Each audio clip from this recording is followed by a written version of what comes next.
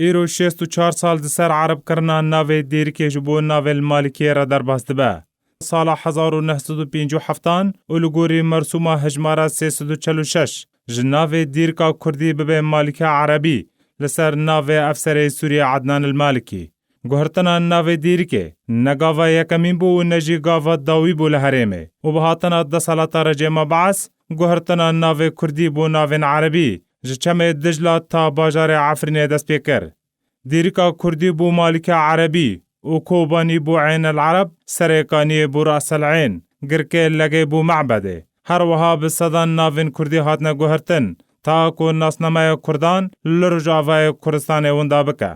و تفی در بسبونا بدهان سالان دسر تعریب کرنه را لسر ناوی باجار و گندین کردی لکردستان سوریه لناوی رسانیین کردی دناوا ولاتین حرم دامانه بتنه ناوی عربی لجهن فرمی یین رجیم دهات نبکارانین.